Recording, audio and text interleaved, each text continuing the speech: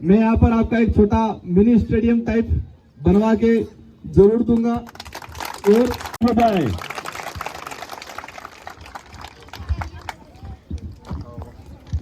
सभी साथियों को जय जोहार। आज बांसवाड़ा जिले के तलवाड़ा ब्लॉक में ग्राम पंचायत केवड़िया में good shepherd English medium school के द्वारा 68वें जिला स्तरीय फुटबॉल खेलकूद प्रतियोगिता में हमारे मंच पे विराजमान भारत आदिवासी पार्टी के समस्त पदाधिकारीगण,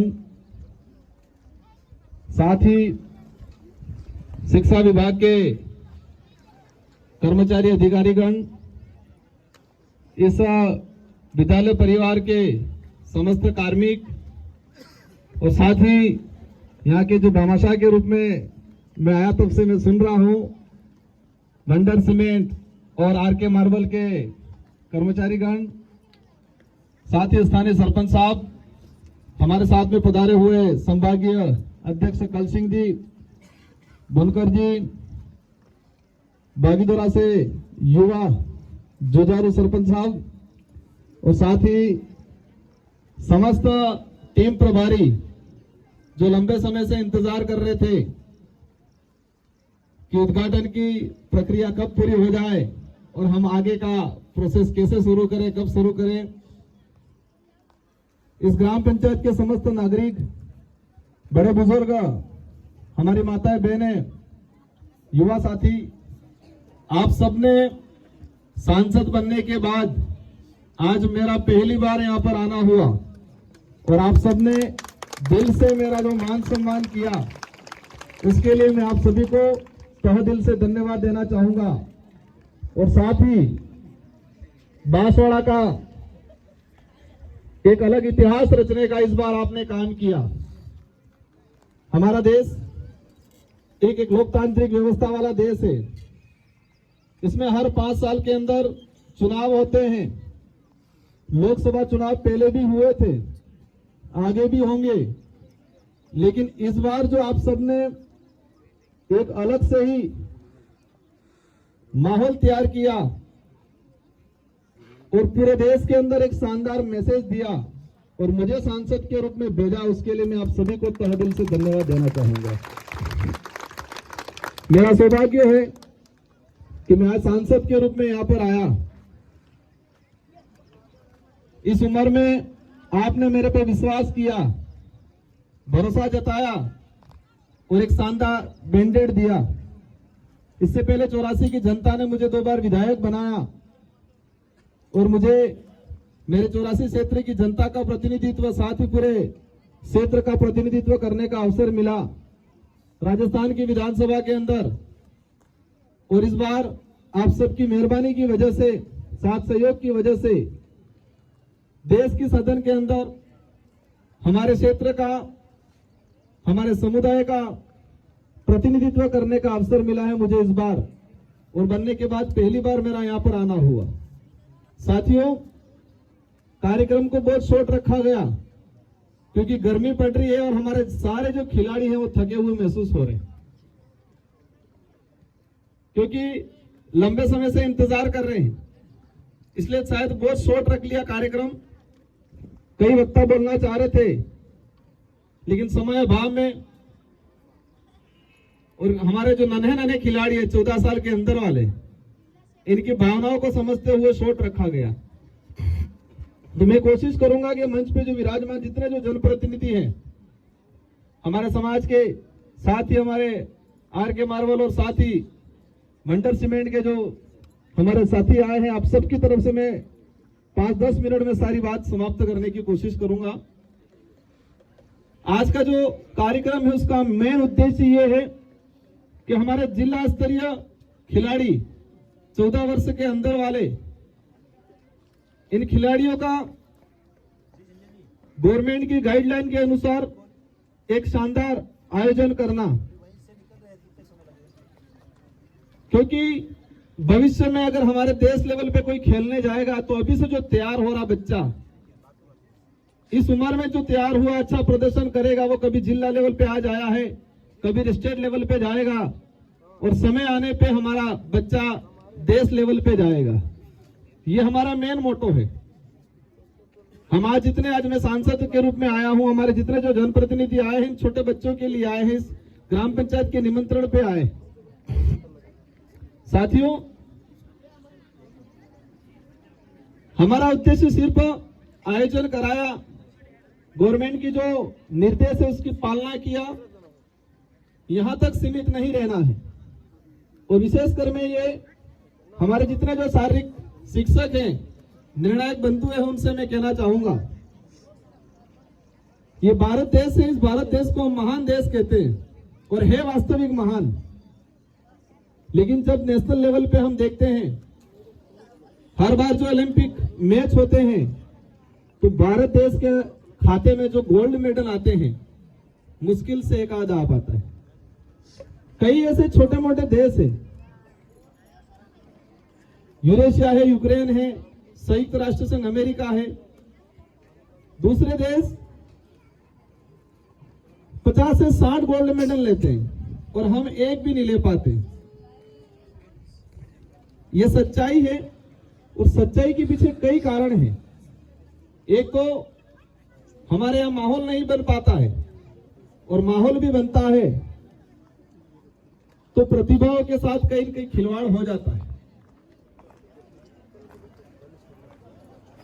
मैं कई कार्यक्रम में विधायक था, इसके बाद गया, अभी भी गया, तो हमारी मानसिकता ये रहती है अधिकतर कि हमारा बच्चा स्टेज पे जाए, खेले और स्टेट सर्टिफिकेट लेके आए। उससे हमें थोड़ा ऊपर उठना है। हमारा बच्चा स्टेट पे जाए, हमारी टीम शानदार प्रदर्शन करे स्टेट पे, स्टेट के लोग भी जानने चाहिए कि नहीं बांसवाड़ा की टीम आई, ये भावना हमको प्रकट करनी है। क्योंकि आज तक मेरी जानकारी के अंदर, हो सकता है वो पूर्ण जानकारी हो नहीं हो, लेकिन बांसवाड़ा डूंगरपुर की स्टेट लेवल पे हमारी टीमें बहुत कम शानदार प्रदर्शन कर पाती है। पहले यहां सेकंड राउंड में हम लोग लास्ट बाहर हो जाते हैं, हॉकी हो, क्रिकेट हो, वॉलीबॉल हो, फुटबॉल हो। इसके पीछे क्या कारण है इन पे नहीं जाना चाहूंगा मैं, ये कारण आप पे ही छोड़ना चाहूंगा। हम प्रयास करें बेस्ट क्वालिटी वाला बच्चा आगे जाए, क्योंकि बेस्ट क्वालिटी वाला जाएगा तो अवश्य शानदार प्रदर्शन करेगा। मैं विधायक था तब भी कई बार अभिभावक मेरे से सिफारिश कराते कि एमएलए साहब आप कहना मेरे बच्चे का स्टेट पे सिलेक्शन कर दें। मैंने कहा क्यों? तो स्टेट का सर्टिफिकेट बन जाएगा, कभी बीपीएड कर लेगा तो नौकरी लग जाएगा। ये चीजें हमने अगर ये भावना रख ली तो कभी भी स्टेट लेवल पे हमारी टीम बेस्ट परफॉर्मेंस नहीं कर पाएगी। राज्य के अनेक जिलों से जो टीमें आती है, इनके दिमाग में रहता है कि डूंगरपुर बांसवाड़ा वाले तो कमजोर हैं, यूं रहता है। लेकिन ये परिवर्तन लाना है हमको। पॉलिटिकल में भी कमजोर मानते थे, खेल के क्षेत्र में भी कमजोर मानते हैं, प्रशासनिक सर्विस में हमारे लोगों को भी कमजोर मानते हैं राज्य के अन्य जिले वाले, कि डूंगरपुर बांसवाड़ा वाले तो ऐसे ही हैं। आप सबने फेस किया होगा, लेकिन ये नजरिया बदलना है हम सबको मिलकर अब, और बहुत जल्दी आप सबके साथ सहयोग से नजरिया बदलेगा। खेल के क्षेत्र के अंदर अगर बात करें तो जयपाल सिंह मुंडा, मेजर ध्यानचंद, इन सब का नाम सुना होता। मैंने जयपाल सिंह मुंडा की पूरी जीवनी पढ़ी थी। मैं आज इसलिए बता रहा हूं कि अब खिलाड़ियों में या प्रतिभाओं में हमारे यहाँ कमी नहीं है, प्रतिभाओं में कमी नहीं है। यहाँ का ब्लड ऐसा है, उसको दिशा देनी पड़ेगी, और दिशा दे दिया तो सामने पहाड़ क्यों नहीं होगा, वहां पर भी चीर के निकल जाएगा। जयपाल सिंह मुंडा जब रांची में पढ़ रहे थे, उनका जो टीचर प्रिंसिपल थे अंग्रेजी शासन व्यवस्था में, तो वो रिटायर होके चले गए इंग्लैंड। तो अच्छा लड़का लगा वो उनको, तो उस बच्चे को ले गए साथ में इंग्लैंड, और वहां पर उन्होंने स्कूल में पढ़ाया, फिर एक्सफोर्ड यूनिवर्सिटी में उसको रखवाया। तो जो हॉकी की पहली बार टीम गई तो जयपाल सिंह मुंडा वहां पर पढ़ रहे। मैं यहाँ पर आपका एक छोटा मिनी स्टेडियम टाइप बनवा के जरूर दूंगा। और पहले से क्या एक व्यवस्था बनी हुई है, जो भी नेता आते हैं उनसे घोषणा कराते हैं। अच्छी बात है, करना चाहिए, लेकिन मेरा क्या रहा रूल्स, मैं पहले विधायक रहा 5 साल में, 5 साल के कार्यकाल में किसी भी कार्यक्रम में, हर कार्यक्रम में गया, लेकिन मैंने कहीं पर भी घोषणा नहीं की। मैं कह देता आप मुझे दे दो, मेरी गाइडलाइन में क्या है, फिजिबिलिटी बैठती कि नहीं बैठती है, मैं 100% दूंगा, लेकिन मैं घोषणा नहीं करूंगा। अब बेचारे हमारे नेता फिजिबली बैठता है कि नहीं बैठता है, गाइडलाइन में है कि नहीं है पता ही नहीं, प्रेशर पड़ते ही घोषणा कर देते हैं। अब फिर पूरी होती नहीं, गांव वाले याद रखते हैं, फिर रगड़ा निकाल लेते हैं। तो मेरे विधानसभा में 5 साल में एक भी घोषणा नहीं की, लेकिन काम बेस्ट कराए, क्योंकि उसका परिणाम मुझे मिला कि मैं 70,000 वोटों से दूसरी बार जीता। राजस्थान में परसेंटेज के मामले में हाईएस्ट, क्योंकि मैंने एक भी घोषणा नहीं की। वो हो सकता मैं बिना जाने घोषणा ही करता रहता सब जगह, तो शायद जीतता नहीं दोबारा। तो बिल्कुल आपकी भावना, आपने 2-3 काम बताए हैं, मैंने उनको बताया था टीएस वाला लेके आ जाना, मैं प्रायोरिटी के हिसाब से दे दूंगा, क्योंकि आप हम लीजिए भागीदार वाला फिर क्योंकि मुझे आटो विधानसभा में हर जगह थोड़ा थोड़ा पिला फिर कुशलगढ़ वाला तो कर जाएंगे, तो मुझे बांसवाड़ा वाला फिर आज दो। इसलिए अवश्य मेरी जिम्मेदारी है मेरे क्षेत्र में डेवलप को लेके, शारीरिक डेवलप, मानसिक डेवलप, भौतिक डेवलप, हर प्रकार से। और सबसे बड़ा हमको मानसिक विकास ज्यादा करना है।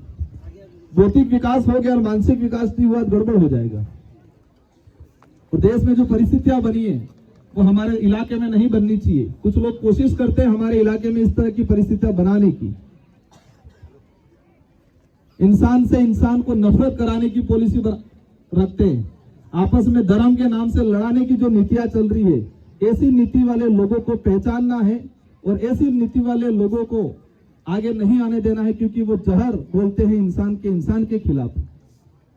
ये देश आजाद कराया किसी एक धर्म का व्यक्ति जो आजादी के लिए नहीं लड़ा, या किसी एक ही जाति का, एक ही नस्ल का व्यक्ति आजादी के लिए नहीं लड़ा। देश आजाद कराया हर वर्ग का व्यक्ति लड़ा, हर वर्ग का, तो एक ही जाति या एक ही धर्म का नहीं लड़ाया। तो देश को आजाद कराने में प्रत्येक समाज का रोल है, तो देश के अंदर स्वतंत्र रूप से जीने का भी प्रत्येक वर्ग, प्रत्येक धर्म के लोगों का जिम्मेदार, उनका मतलब फर्ज बनता है, अधिकार है उनका। लेकिन कोशिश रहेगी आप सबके साथ सहयोग से कि जो इस तरह की गंदी राजनीति करते हैं, धर्म के खिलाफ, धर्म को भड़का के आपस में लड़ा के हर धर्म का सम्मान करते हैं। तो मैं कई बार कहता हूं आदिवासी धर्मपूर्वी है, आदिवासी धर्मपूर्वी और सच्चाई है, क्योंकि ये सच्चाई इतिहास से मिलता है, ये सच्चाई संविधान के प्रावधानों में देखते हुए सुप्रीम कोर्ट और हाई कोर्ट के कई जजमेंट भी कहते हैं। इन चीजों पे हम नहीं जाना चाहेंगे, और नहीं हमारा कोई धर्म का विषय है, और नहीं हम धर्म के विषय को आगे बढ़ाना चाहते हैं। लेकिन अपने इलाके में कुछ पॉलिसी बनती है कि धर्म के नाम से आपस में लड़ा और राज करो वाली नीति जो चलती है, तो ऐसे लोगों का भी ध्यान रखना है, ऐसी विचारधारा को भी ध्यान रखना है। इंसानियत सबसे बड़ा धर्म है, और जो धर्म इंसान को इंसान से नफरत करना सिखाता है वो धर्म नहीं हो सकता है। इसलिए इन चीजों का भी ध्यान रखना है, क्योंकि ये चीजें धीरे धीरे आने वाली पीढ़ी में इन बच्चों में जाएगा, इन बच्चों के अंदर फिर धीरे धीरे पैदा होगा, तो ये जहर धीरे धीरे घुलता जाएगा। सबसे बड़ा एक ही है, इंसानियत सबसे बड़ा धर्म है। बाकी आस्था के हिसाब से कौन किसको मानता है वो उनका व्यक्तिगत इशू है, और ये संविधान भी इसको आजादी देता है। तो इन सारी चीजों को ध्यान रखते हमारा सबका उद्देश्य एक ही होना चाहिए कि हमारे इलाके में शांति रहे, सुकून से रहे, हमारे बच्चे अच्छा एजुकेशन प्राप्त करें।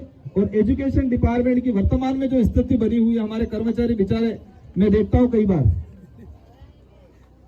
गवर्नमेंट ने पॉलिसी ऐसी बनाई है कि शिक्षक बच्चों के प्रति जवाबदेही नहीं होकर अधिकारी के प्रति जवाबदेही हो, ऐसी पॉलिसी बना रखी है। हम कहते हैं पॉलिसी कौन बनाता है? सरकार नहीं बनाती। फिर हमने पता चला थोड़ा थोड़ा कौन बनाता है? ब्यूरोक्रेसी मतलब अधिकारी वर्ग भी नहीं बनाता। बनाते पॉलिसी कौन है? बिजनेसमैन। हमारे स्टेट में जो शिक्षक है वो कि बच्चों को पढ़ा कम पाते हैं, अधिकारियों को नोट, उसको जवाब पे जवाब, उनको नोट क्या देते, डाक पे डाक चलती रहती है। तो इन चीजों पे भी हम लोग काम करेंगे आप सभी के साथ सहयोग से। इन्हीं शब्दों के साथ आप सभी ने दिल से मेरा सम्मान किया, मेरी बात को सुना और उम्मीद है आपने इसको पूरा समझा होगा और हम सब मिलके हमारे जीवन में, हमारे बच्चों के जीवन में, आने वाली पीढ़ी को लेके एकजुट होके बेहतर काम करें। इन्हीं शब्दों के साथ आप सबको धन्यवाद, आभार, जय जोहार, जय भील प्रदेश, जय संविधान।